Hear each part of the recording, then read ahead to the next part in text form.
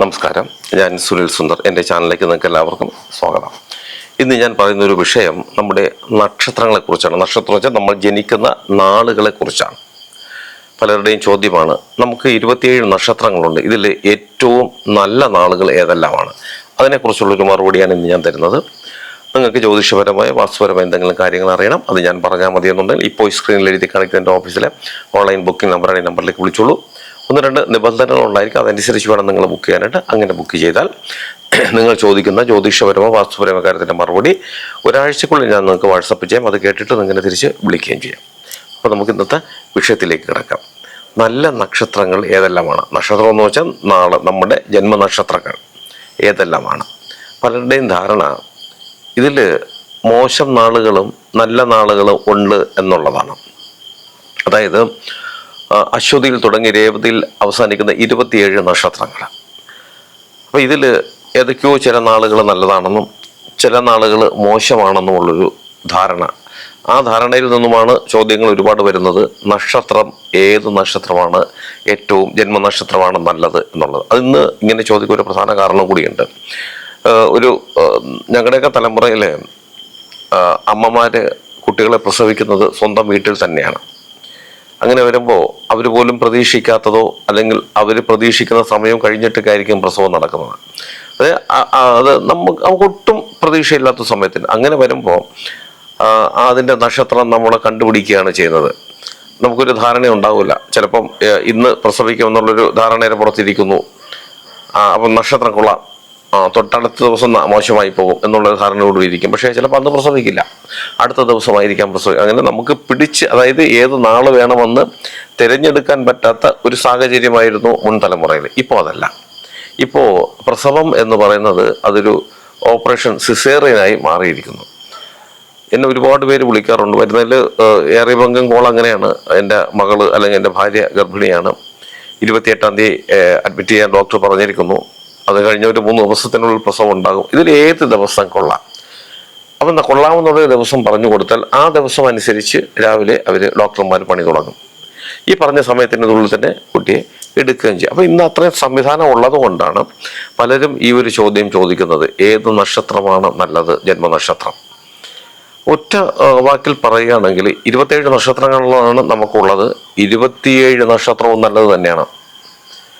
ഏത് നക്ഷത്രത്തിൽ ജനിച്ചാലും അതിന് യാതൊരു കുഴപ്പമില്ല. എല്ലാം നക്ഷത്രം നല്ലതാണ്. പക്ഷെ നക്ഷത്രം നല്ലതായത് കൊണ്ട് മാത്രം കാര്യമില്ല. ജനിക്കുന്ന മനുഷ്യൻ, അവൻ്റെ കുടുംബം, അവൻ്റെ മുൻഗാമികൾ, അവൻ വളർന്നു വരുന്ന ചുറ്റുപാടുകൾ, അവൻ്റെ കഴിവ്, ഇതെല്ലാം ആധാരം. ഇതെല്ലാം കൂടി ചേർന്നാൽ മാത്രമേ ഒരു മനുഷ്യൻ നന്നാവുകയുള്ളൂ. ഇല്ലാതെ ഒരു നക്ഷത്രം, ഇപ്പോൾ നമ്മുടെ മഹാനടൻ മമ്മൂട്ടി, രജനീകാന്ത്, മോഹൻലാൽ, ഒരുപാട് നടന്മാരുണ്ട്. ഞാൻ ഈ 3 പേരുടെ പേര് പറയുന്നു. ഇവരുടെ നക്ഷത്രം, അതിൽ ആ നക്ഷത്രം എടുത്തിട്ട്, എനിക്ക് അവരുടെ നക്ഷത്രം കൃത്യമായിട്ട് അറിയില്ല, അപ്പോൾ അതിൽ ആരുടെയെങ്കിലും ഒരാളുടെ നക്ഷത്രം എടുത്തിട്ട് ആ നക്ഷത്രത്തിൽ ഒരു കുഞ്ഞ് ജനിക്കണം, അതിന് വേണ്ടിയിട്ട് ആ ഒരു നക്ഷത്രം വരുന്ന ദിവസം നോക്കി നമ്മൾ സിസേറിയൻ ചെയ്ത് കുഞ്ഞിനെ എടുത്താൽ ഇതുപോലെ ആകുമോ? ഒരിക്കലും ആകില്ല. എന്തുകൊണ്ട്? അങ്ങനെയാണെങ്കിൽ ആ നക്ഷത്രം നല്ലതാണെങ്കിൽ, മോഹൻലാൽ ജനിച്ച നക്ഷത്രം നല്ലതാണെങ്കിൽ, ആ നക്ഷത്രത്തിൽ ജനിക്കുന്ന എല്ലാവരും, എത്രയോ മോഹൻലാലുമാരെ നമുക്ക് കിട്ടുമായിരുന്നു, എത്രയോ യേശുദാസുമാരെ കിട്ടണമായിരുന്നു. അതുപോലുള്ള നമ്മളെ പിണറായി വിജയനെ പോലെയോ അല്ലെങ്കിൽ നരേന്ദ്രമോദിയൊക്കെ പോലെയുള്ള എത്രയോ കഴിവുറ്റവരെ നമുക്ക് കിട്ടണമായിരുന്നു. അങ്ങനെയൊന്നും കിട്ടില്ല. അപ്പോൾ നമ്മൾ മനസ്സിലാക്കേണ്ടത് നക്ഷത്രമല്ല ഇതിൻ്റെ ആധാരം. ഞാൻ നേരത്തെ പറഞ്ഞ പോലുള്ള ഒരുപാട് ഘടകങ്ങൾ. ഒരു സാധാരണ കുടുംബത്തിൽ ജനിക്കുന്ന ഒരാൾ, അയാൾ യാതൊരു വിധമായിട്ടുള്ള ഒരു സാമ്പത്തിക ഭദ്രത ഇല്ലാത്തൊരു കുടുംബത്തിൽ ജനിച്ചാൽ പോലും അയാളുടെ ഒരു തലമുറയൊക്കെ അങ്ങോട്ട് എത്തുമ്പോൾ കോടീശ്വരമായി ഇതായിട്ട് ജീവിക്കുന്ന എത്ര പേരുണ്ട് സ്വന്തം അധ്വാന ഫലം കൊണ്ട്.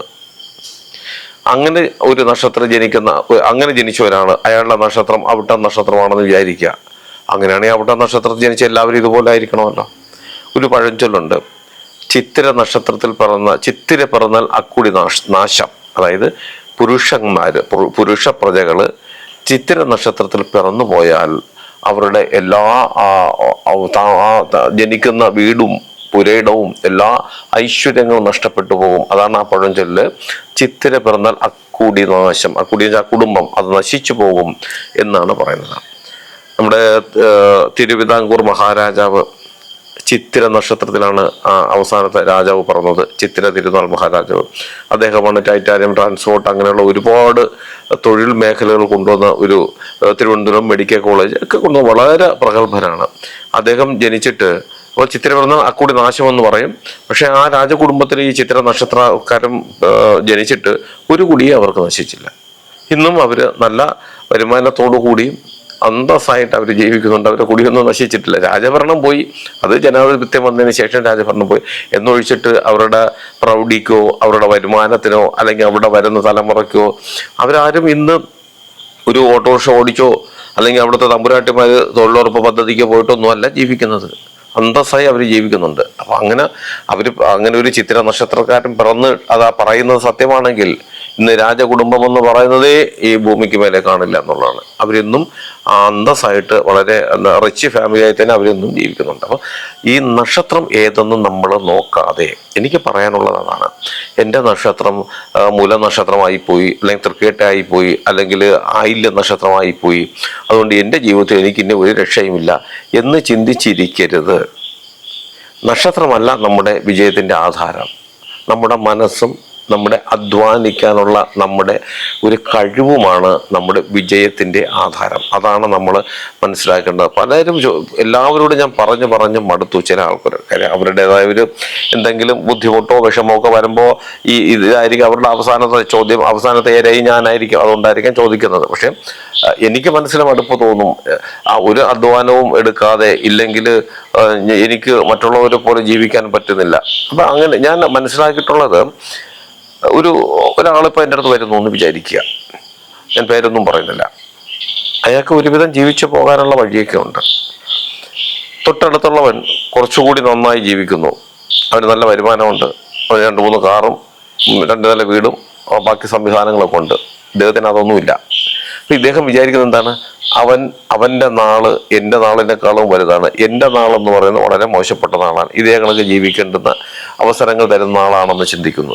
അതല്ല അതിൻ്റെ കാരണം എന്ന് പറയുന്നത്. നക്ഷത്രങ്ങളൊന്നിനെയും നമ്മൾ കുറ്റം പറയേണ്ട. ജ്യോതിസ് എന്ന് പറഞ്ഞാൽ പ്രകാശിക്കുന്നതാണ്. എല്ലാ നക്ഷത്രങ്ങളും പ്രകാശം തരുന്നതാണ്. ഒരു ഉദാഹരണം കൂടി പറയാം. ഏത് നക്ഷത്രത്തിൽ ജനിച്ചാലും മോശമായ ചില സമയങ്ങൾ, അതായത് രാഹു, കേതു, ആദിത്യൻ, ശനി എന്നൊക്കെ പറയുന്നത് എല്ലാ നക്ഷത്രക്കാർക്കും ദോഷം ചെയ്യുന്നത് തന്നെയാണ്. അല്ലാതെ അശ്വതി നക്ഷത്രത്തിന് കൂടുതൽ കോടികൾ കൊടുക്കും, പക്ഷേ ഭരണിക്ക് ലക്ഷങ്ങളെ കൊടുക്കുള്ളൂ. അടുത്തത് മറ്റൊരു നക്ഷത്രത്തിന് അത് ഒന്നും കൊടുക്കില്ല. അങ്ങനെയൊന്നുമില്ല. എല്ലാവർക്കും ഏകദേശം ഒരു വിധത്തിലുള്ള ഒരേ കണക്കുള്ള ദോഷങ്ങൾ തന്നെയാണ് തരുന്നത്. അതുപോലെ തന്നെ ശുക്രനും ബുധനും വ്യാഴനും എന്നൊക്കെ പറയുന്നത് നമുക്ക് നന്മകൾ തരുന്നതാണ്. അത് ആയില്യ നക്ഷത്രമായി പോയത് കൊണ്ട് ശുക്രൻ പറയുകയാണ് ഞാൻ അവനൊന്നും കൊടുക്കില്ല, കാര്യം അവ ആയില്യ നക്ഷത്രക്കാരൻ എന്നുമല്ല.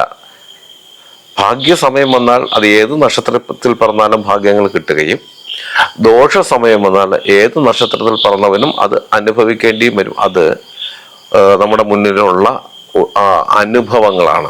ഉദാഹരണങ്ങളായി പറയുന്നത് നേരിട്ട് നമ്മൾ കാണുന്ന അനുഭവങ്ങൾ തന്നെയാണ്. അപ്പം നമ്മുടെ പ്രവൃത്തിയാണ് നമ്മൾ ശരിയാക്കേണ്ടത്. നമ്മൾ ജനിച്ചു, നമ്മുടെ അച്ഛൻ ഒരു ശമ്പളം വളരെ കുറഞ്ഞ ചെറിയ രീതിയിൽ ജീവിക്കുന്ന ഒരു കുടുംബമാണ് എൻ്റെത്, അതുകൊണ്ട് ഞാനും അങ്ങനെ തന്നെ ആയിത്തീരും എന്നൊന്നും ചിന്തിക്കാതെ നന്നായി പഠിക്കുക, അതിലുപരി നന്നായി അധ്വാനിക്കുക, ഒരു തൊഴിലിനെയും കുറ്റം പറയാതെ നമുക്ക് പറ്റുന്ന തൊഴിൽ ചെയ്ത് ജീവിക്കാനുള്ള ശ്രമം നടത്തുക, ചെയ്യുന്ന തൊഴിലിനോട് ആത്മാർത്ഥത കാണിക്കുക. ഏത് നക്ഷത്രക്കാർക്കും രക്ഷപ്പെടാൻ പറ്റും.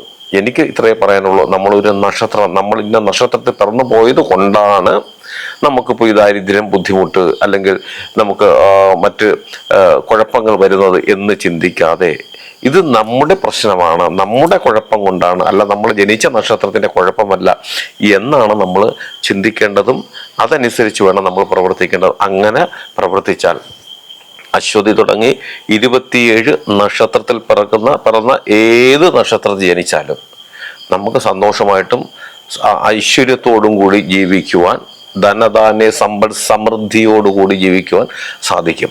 ഇങ്ങനെ ജീവിക്കുവാൻ 2 കാരണങ്ങൾ അല്ലെങ്കിൽ 2 സംഭവങ്ങളാണ് നമ്മുടെ ജീവിതത്തിൽ ഉണ്ടാകുന്നത്. ഒന്ന്, നമ്മുടെ പൂർവികര് ആവശ്യത്തിൽ അധികം ധനം കുടുംബ സ്വത്തുണ്ടാക്കി വയ്ക്കുക, വെറുതെ ഇരുന്ന് നമുക്ക് ജീവിക്കാം. അതൊന്നും ഇല്ലെങ്കിൽ നമ്മൾ നന്നായി അധ്വാനിക്കുക, അതനുസരിച്ച് നമ്മൾ ജീവിക്കാൻ, നമ്മുടെ വരവിനനുസരിച്ച് ജീവിക്കാൻ ശ്രമിച്ചാൽ ഏത് നക്ഷത്രത്തിൽ പിറന്നാലും നമുക്ക് ഭംഗിയായി തന്നെ ജീവിക്കുവാൻ സാധിക്കും. ഞാൻ ഈ പറഞ്ഞ കാര്യം നിങ്ങൾക്ക് എല്ലാവർക്കും ഉപകാരപ്രദമാകട്ടെ. നിങ്ങൾക്ക് ജ്യോതിഷപരമായ വാസ്തുപരമായ എന്തെങ്കിലും കാര്യങ്ങൾ അറിയണം, അത് ഞാൻ പറഞ്ഞാൽ മതി എന്നുണ്ടെങ്കിൽ ഇപ്പോൾ ഈ സ്ക്രീനിൽ എഴുതി കാണിക്കുന്ന എൻ്റെ ഓഫീസിലെ ഓൺലൈൻ ബുക്കിംഗ് നമ്പറാണ്. ഈ നമ്പറിലേക്ക് വിളിച്ചോളൂ. 1-2 നിബന്ധനകൾ ഉണ്ടായിരിക്കും, അതനുസരിച്ച് വേണം നിങ്ങൾ ബുക്ക് ചെയ്യാനായിട്ട്. അങ്ങനെ ബുക്ക് ചെയ്താൽ നിങ്ങൾ ചോദിച്ചിരിക്കുന്ന ജ്യോതിഷപരമോ വാസ്തുപരമോ കാര്യത്തിൻ്റെ അതിൻ്റെ മറുപടി ഞാൻ നിങ്ങൾക്ക് വാട്സപ്പ് ചെയ്യാം. അത് കേട്ടിട്ട് നിങ്ങൾക്ക് എന്നെ തിരിച്ച് വിളിക്കുകയും ചെയ്യാം. അതുപോലെ നിങ്ങളുടെ വീടിനോ അല്ലെങ്കിൽ നിങ്ങളുടെ ഭൂമിക്കോ ഭൂമിദോഷമോ വാസ്തുദോഷമോ അങ്ങനെ എന്തെങ്കിലും ഉണ്ട്, അത് ഞാൻ അവിടെ വന്ന് നേരിട്ട് കണ്ട് പരിശോധിച്ച് പരിഹരിക്കണമെന്നുണ്ടെങ്കിൽ നിങ്ങൾ ഈ നമ്പറിലാണ് വിളിക്കേണ്ടത്. അങ്ങനെ വിളിച്ചാലും ഞാൻ നേരിട്ട് വരാം. അതിന് ഏത് ജില്ലയിലാണെങ്കിലും മറ്റൊരു സ്റ്റേറ്റിലാണെങ്കിലും അവിടെ വന്ന് കണ്ട് അതിനുള്ള പരിഹാര മാർഗങ്ങളും ഞാൻ നിങ്ങൾക്ക് ചെയ്തു തരാം. പിന്നെ എന്നെ നേരിട്ട് കാണാൻ ഒരുപാട് പേര് വരുന്നുണ്ട്. ഞാൻ തിരുവനന്തപുരം ജില്ലയിലാണുള്ളത്. അവിടെ വരുന്നവരും ദയവായിട്ട് ഈ നമ്പറിൽ വിളിച്ച് ബുക്ക് ചെയ്ത് സമയം ഉറപ്പിച്ചതിന് ശേഷം മാത്രം വരാൻ ശ്രമിക്കുക. നിങ്ങൾ എൻ്റെ ചാനൽ സ്ഥിരമായിട്ടൊന്ന് കാണണം, സബ്സ്ക്രൈബ് ചെയ്യണം. എനിക്ക് വേണ്ടുന്ന എല്ലാവിധ പ്രോത്സാഹനം തരികയും വേണം. നിങ്ങൾക്കും നിങ്ങളുടെ കുടുംബത്തിലെ ഓരോ അംഗത്തിനും എല്ലാവിധ ഐശ്വര്യങ്ങളും സന്തോഷവും സമാധാനവും ദീർഘായുസ്സും ഈശ്വരൻ തരട്ടെ എന്ന് ആത്മാർത്ഥമായി പ്രാർത്ഥിച്ചുകൊണ്ട് തൽക്കാലം നിർത്തുന്നു. അടുത്ത ഒരു വീഡിയോയുമായി കാണുന്നവരെല്ലാവർക്കും നന്ദി, നമസ്കാരം.